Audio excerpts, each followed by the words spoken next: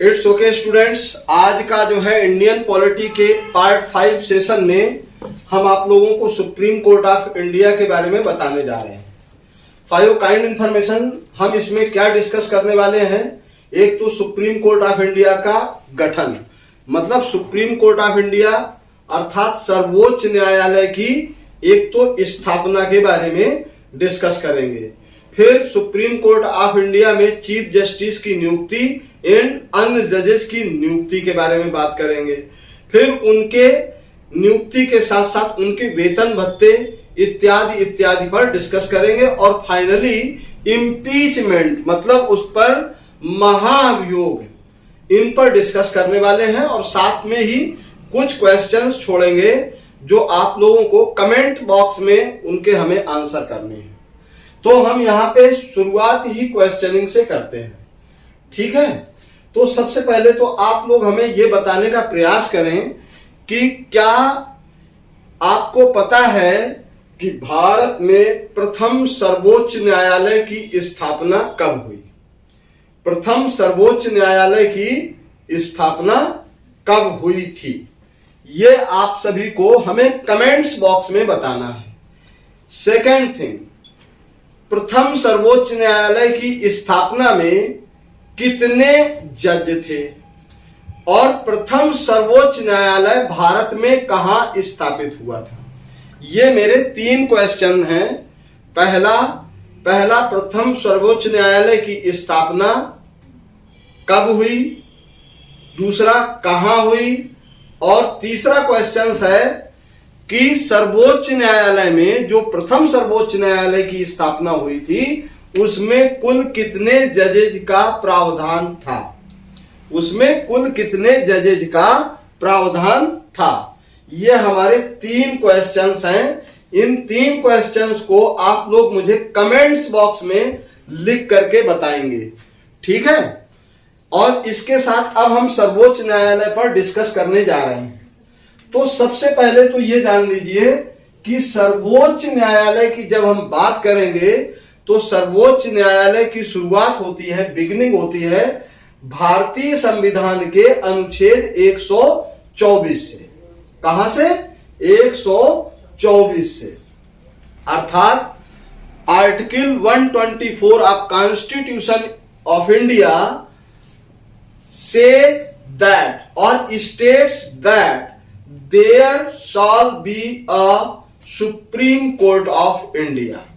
There shall be a Supreme Court of India means Article 124 of Constitution of India ये कहता है कि भारत का एक सर्वोच्च न्यायालय होगा। क्या कहता है? भारत का एक सर्वोच्च न्यायालय होगा, ठीक है। और इसी आर्टिकल 124 में, इसी आर्टिकल 124 में ये प्रोविजन है, ये पॉइंट नोट करते हुए चलेंगे कि इसी आर्टिकल 124 में ये प्रोविजन है कि एक तो भारत का सर्वोच्च न्यायालय होगा और इसमें संवैधानिक भाषा के हिसाब से, संविधान के हिसाब से एक इसका चीफ जस्टिस प्लस 7 अन्य जजेज होंगे। क्या होगा? एक चीफ जस्टिस होगा और इसके 7 अन्य जजेज होंगे। तो ये जो हमारा कॉन्स्टिट्यूशन ऑफ इंडिया में ये प्रोविजन है कि किसमें? आर्टिकल 124 में, कि सर्वोच्च न्यायालय में एक चीफ जस्टिस ऑफ इंडिया होगा और 7 अन्य जजेज होंगे। फिर बात आती है चीफ जस्टिस ऑफ इंडिया के नियुक्ति की। तो आर्टिकल 124 में ये प्रावधान है कि कौन सुप्रीम कोर्ट ऑफ इंडिया का जज बन सकता है। Who could be the chief justice of supreme court of India and how can he और सी कुड बी अपॉइंटेड, मतलब उन्हें कैसे या किस तरह से उनको अपॉइंट किया जा सकता है या कौन अपॉइंट कर सकता है। Who can appoint chief justice और अदर जजेस of supreme court of India means जो सुप्रीम कोर्ट ऑफ इंडिया के चीफ जस्टिस हैं या सुप्रीम कोर्ट ऑफ इंडिया के जो अदर जजेज हैं उनको कौन अपॉइंट करेगा, राइट। तो इनको कौन अपॉइंट करेगा या कौन कर सकता है, तो इसका आंसर है president of India. President of India has the right, has the power to appoint chief justice and other जजेज of supreme court of India. मतलब भारत के राष्ट्रपति को यह अधिकार है कि वो किसको अपॉइंट करेंगे, भारत के मुख्य न्यायाधीश और सुप्रीम कोर्ट ऑफ इंडिया के जो अदर जजेज हैं उन सबकी नियुक्ति कौन करेगा, भारत के राष्ट्रपति करेंगे। फिर बात आती है इनको शपथ कौन दिलाएगा, तो शपथ भी भारत के राष्ट्रपति ही सर्वोच्च न्यायालय के जजेज को दिलाते हैं। Is that clear. तो यहां पर मेरे ख्याल से आपको समझ में आया होगा कि भारत में एक सर्वोच्च न्यायालय होगा जिसमें कुल 8 जजेज होंगे, जिसमें एक चीफ जस्टिस ऑफ इंडिया होगा। और इसके बाद इनकी जो है अपॉइंटमेंट कैसे होगी, अपॉइंटमेंट कौन करेगा, तो अपॉइंटमेंट भारत के राष्ट्रपति करेंगे। राष्ट्रपति कैसे करेंगे, तो ये इनकी क्वालिफिकेशन उस समय सर्वोच्च न्यायालय का जज बनने के लिए उनकी एलिजिबिलिटी क्या होगी, योग्यताएं क्या होंगी। तो जब हम इनकी एलिजिबिलिटी पर डिस्कस करेंगे, इनकी योग्यताओं पर डिस्कस करेंगे, तो पहली एलिजिबिलिटी क्या है, एलिजिबिलिटी मतलब इनकी योग्यता क्या है कि फर्स्ट कंडीशन तो ये है कि जो सुप्रीम कोर्ट ऑफ इंडिया का जज बनने जा रहा है, राइट, जो भी सुप्रीम कोर्ट ऑफ इंडिया का जज बनने जा रहा है वो जो है भारत का नागरिक हो, राइट। पहली कंडीशन क्या है, उसे भारत का नागरिक होना चाहिए। फिर दूसरी कंडीशंस के अगर 3 पार्ट है देखा जाए तो दूसरी कंडीशंस के पहली शर्त क्या है, पहली कंडीशंस क्या है कि वह भारत का नागरिक हो। दूसरी कंडीशंस के 3 पार्ट हैं और 3 पार्ट्स में किसी एक एलिजिबिलिटी के फुलफिल होने से वो सुप्रीम कोर्ट ऑफ इंडिया का जज बन सकता है। Is that clear. तो यहां पर दूसरी शर्त की फर्स्ट कंडीशन क्या है, दूसरी कंडीशन की फर्स्ट क्लाज में क्या है कि वो जो सुप्रीम कोर्ट ऑफ इंडिया का जज है वो भारत के किसी भी उच्च न्यायालय में, भारत के किसी भी उच्च न्यायालय में बतौर जज उसने 5 वर्ष काम किया हो, 5 years बतौर जज, एज ए जज, एज ए जज। कहां पर, एचसी में, भारत के किसी भी हाई कोर्ट में उसने क्या किया हो, 5 साल तक वर्क किया हो एज ए जज। Is that clear. दूसरी कंडीशंस की अगर हम बात करें तो दूसरी कंडीशन है भारत के किसी भी न्यायालय में, सॉरी भारत के किसी भी उच्च न्यायालय में, भारत के किसी भी उच्च न्यायालय में बतौर अधिवक्ता 10 साल की प्रैक्टिस की हो, राइट, बतौर अधिवक्ता 10 साल की प्रैक्टिस की हो, राइट। और थर्ड कंडीशन यह है कि राष्ट्रपति की नजर में, राष्ट्रपति की नजर में अच्छा विधि वेत्ता हो, कानून का जानकार हो। मतलब किसकी, राष्ट्रपति की राय में या राष्ट्रपति की नजर में कानून का जानकार, मतलब अच्छा जानकार या विधि में पारंगत होना चाहिए, कानून में उसे पारंगत होना चाहिए। ये पहली, ये 3 कंडीशंस हैं जो हाई कोर्ट के सुप्रीम कोर्ट के जज बनने की शर्तें हैं या इनको हम योग्यता कह सकते हैं। Is that clear. तो मेरे ख्याल से यहां पर आपको समझ में आ गया होगा आर्टिकल 124 में क्या क्या प्रोविजन है। पहला प्रोविजन यह है कि there shall be a supreme court of India, कि भारत का एक जो है सर्वोच्च न्यायालय होगा। फिर दूसरा प्रोविजन यह है कि उसमें कुल जजों की संख्या एज पर द मूल संविधान में जो दिया गया है, संविधान के अनुसार कुल जजों की संख्या कितनी होगी, 8 होगी, जिसमें एक चीफ जस्टिस ऑफ इंडिया होंगे और दूसरा अन्य 7 जजेज होंगे जो उसके सब सुप्रीम कोर्ट ऑफ इंडिया के चीफ जस्टिस के सबऑर्डिनेट होंगे। Is that clear? फिर इनकी एलिजिबिलिटी की अगर हम बात करें तो एलिजिबिलिटी पहली कंडीशन क्या है कि वो भारत का नागरिक हो और फिर या उसने बतौर जज भारत के किसी भी उच्च न्यायालय में 5 साल काम किया हो, जज रहा हो, या फिर 10 साल भारत के किसी भी उच्च न्यायालय में क्या की हो, प्रैक्टिस की हो बतौर अधिवक्ता, और या फिर राष्ट्रपति की नजर में कानून का जानकार हो। ये कंडीशंस आपकी जो है फुलफिल होती हैं किसमें, आर्टिकल 124 में ये सारा प्रोविजन। अब मजे की बात यह है कि यहां पर आपने सर्वोच्च न्यायालय का गठन कर दिया, सर्वोच्च न्यायालय में चीफ जस्टिस और अन्य जजेस की नियुक्ति, चाहे चीफ जस्टिस की नियुक्ति हो या अन्य जजेस की नियुक्ति हो। अब नियुक्ति के साथ साथ इसमें इम्पीचमेंट भी है, तो इम्पीचमेंट ये आर्टिकल 124 क्लास 4 में ही है, आर्टिकल 124 क्लास 4 में ही इसका इम्पीचमेंट भी है, महाभियोग भी है।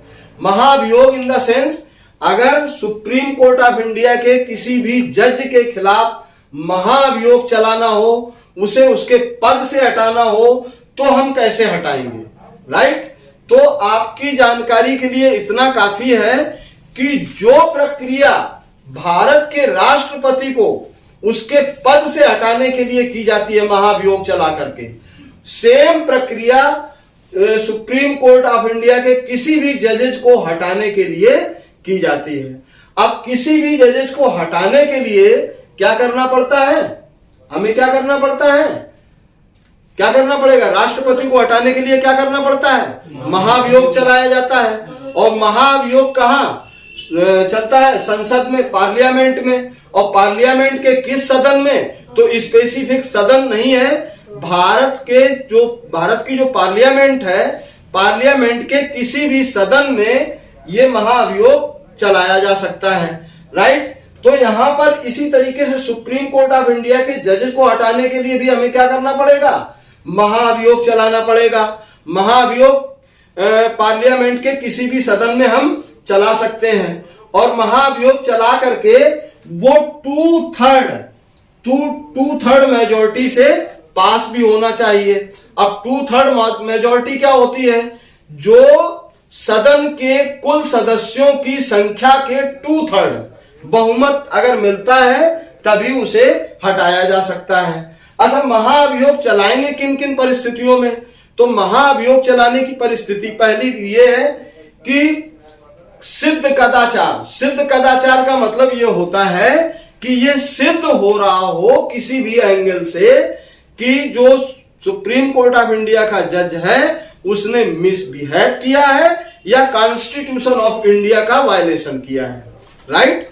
किन किन कंडीशंस में, सिद्ध कदाचार मतलब या तो उसने कॉन्स्टिट्यूशन ऑफ इंडिया का वायलेशन किया हो, अर्थात भारत के संविधान का उल्लंघन किया हो, भारत के संविधान का उल्लंघन करते हुए पाए जाने पर उस पर महाभियोग चला करके हटाया जा सकता है जज को, या फिर संविधान का उल्लंघन किया हो, या मिसबिहेव मतलब उसका जो व्यवहार है वो शालीन ना हो उस दशा में, या न्याय लेने में अक्षम हो, इनकैपेसिटी हो, मतलब न्याय लेने की क्षमता उसकी जब ना हो किसी भी जज की, तो उस पर भी महाभियोग चला करके उसे हटाया जा सकता है। Is that clear? तो यहां पर आपका जो है आर्टिकल 124 क्या होता है, कंप्लीट होता है। अब इसी के साथ 124 के बाद अब हम बात करते हैं 125 ऑफ कॉन्स्टिट्यूशन ऑफ इंडिया की। तो यहां पर article 125 of constitution of India, ये देखिए क्या बात करता है। आर्टिकल 125 एम्प्लॉयमेंट की बात करता है, एम्प्लॉयमेंट ऑफ जजेज of supreme court of India. यहां पर एम्प्लॉयमेंट का मतलब यहां पर क्या है, आप इसको ऐसे समझ लीजिए, एम्प्लॉयमेंट का मतलब होता है रोजगार, राइट? एम्प्लॉयमेंट का मतलब क्या होता है, रोजगार ही होता है। और रोजगार का मतलब क्या होता है, जब हम कोई कार्य कर रहे होते हैं तो उस कार्य के एवज में हमें क्या मिलता है, वेतन मिलता है। अर्थात यहां पर आर्टिकल 124 में इनके जजेज की सैलरी और इनका रिटायरमेंट प्लान, राइट, क्या रिटायरमेंट, पेंशन इत्यादि इत्यादि पर डिस्कस किया गया है कि अगर जो सुप्रीम कोर्ट ऑफ इंडिया के जो जज हैं उनको वेतन कहां से मिलेगा, सुप्रीम कोर्ट ऑफ इंडिया को वेतन कहां से मिलेगा। तो आपको यह पता है कि सुप्रीम कोर्ट ऑफ इंडिया को वेतन कहां से मिलता है, जो संसद की संचित निधि कंसोलिडेटेड फंड से इनको वेतन, इनका पेंशन इत्यादि इनको मिलता है। इनका चाहे रिटायरमेंट का पैसा हो या सैलरी हो या फिर पेंशन हो, ये कौन से फंड से दी जाएगी, कंसोलिडेटेड फंड से, अर्थात संचित निधि से, इन संसद की संचित निधि से इन्हें जो है क्या मिलेगा, वेतन और रिटायरमेंट और एज वेल आपका जो है पेंशन इत्यादि इत्यादि चीजें इनको कहां से मिल रही हैं, इससे मिल रही हैं under article 125। Is that clear. तो यहां तक मेरे ख्याल से आपका जो है आर्टिकल 124 एंड 125 ये दो आर्टिकल आपको बहुत अच्छे तरीके से समझ में आए होंगे। मतलब supreme court of supreme court of India के जज की अपॉइंटमेंट आपने पढ़ी अंडर आर्टिकल 124। अपॉइंटमेंट के साथ साथ आपने उनका इम्पीचमेंट भी पढ़ा, कहां है, आर्टिकल 124 क्लास 4, आर्टिकल 124 क्लास 4 में एलिजिबिलिटीज के बारे में जाना। अब इसी के साथ साथ मेरा एक क्वेश्चन है, क्वेश्चन ये है कि first supreme court of India का इस्टेब्लिशमेंट कहां पर हुआ था, अर्थात पहला सुप्रीम कोर्ट ऑफ इंडिया कब और कहां इस्टेब्लिश हुआ था, उसमें कुल कितने जजेस थे और उनके नाम क्या थे, उन जजेस के नाम क्या थे, ये प्लीज मुझे कमेंट बॉक्स में बताएं। और अगर आप लोगों को ये वीडियो पसंद आया हो तो please like, subscribe and share. Thank you very much.